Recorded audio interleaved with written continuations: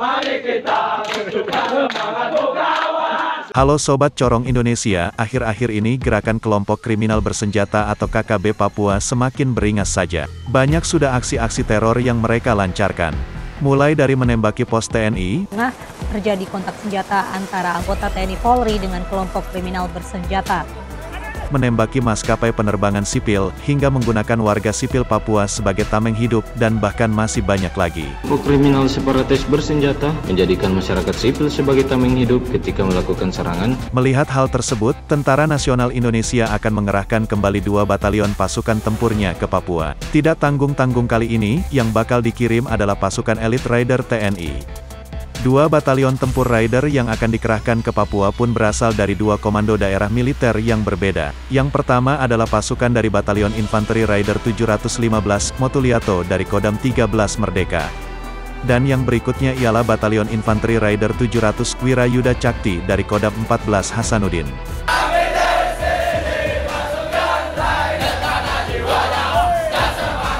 Sobat Corong, Yonif Raider 712 Motuliato mengemban tugas sebagai Satuan Tugas Operasi Mobile di Papua, sedangkan Yonif Raider 700 WYC bertugas dalam Operasi Satuan Tugas Pengamanan Perbatasan atau Satgas Pamtas Penyangga Mobile. Yonif Raider 715 Motuliato masuk ke Papua untuk menggantikan Yonif 712 Wiratama yang telah memasuki purna tugas sebagai Satgas Mobile.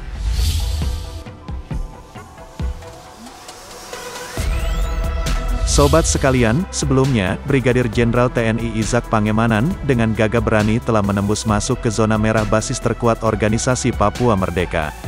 Beliau rela bertaruh nyawa memasuki wilayah paling berbahaya di Papua itu, hanya demi mengunjungi dan memberikan dorongan semangat kepada para prajuritnya yang sedang bertugas di daerah tersebut.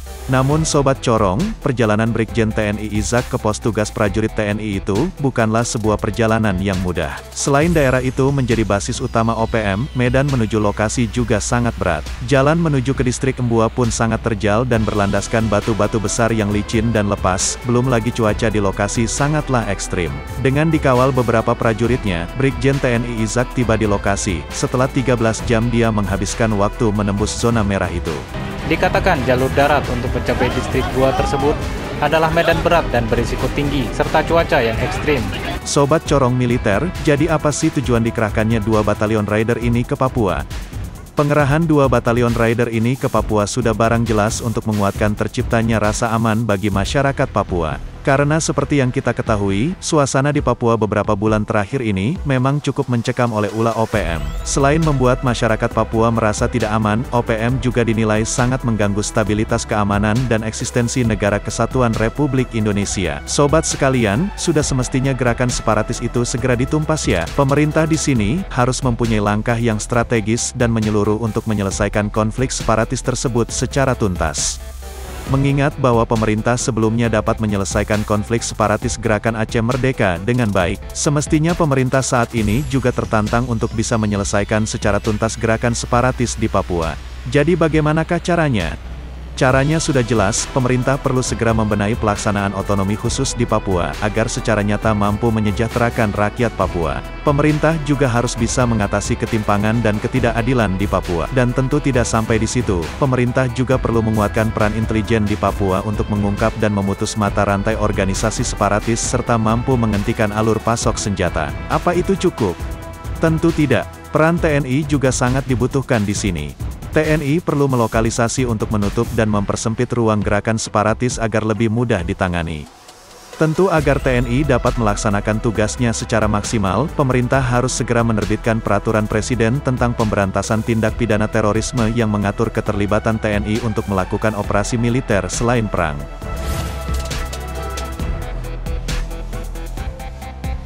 Selain dikategorikan gerakan separatis, yang terjadi di Papua ini juga masuk kategori terorisme karena sudah menggunakan kekerasan yang menimbulkan suasana teror atau rasa takut secara meluas, korban massal, dan menimbulkan kerusakan objek vital. Dan yang terakhir, pemerintah harus menempuh jalur diplomasi baik tingkat regional maupun internasional. Langkah diplomasi dilakukan guna menjamin dan memastikan bahwa tuntutan OPM untuk memisahkan diri dari NKRI tidak berdasar dan lemah. Sobat Corong Indonesia, semoga saja gerakan separatis di Papua ini bisa segera ditumpas ya, agar tidak ada lagi korban-korban lain dan kedaulatan NKRI tetap terjaga. NKRI, harga mati! Oke, sekian informasi yang dapat kami sampaikan. Jangan lupa jika kalian suka dengan video ini, berikan like dan subscribe-nya juga ya. Ramaikan juga kolom komentar agar Mimin makin semangat upload videonya. Salam militer.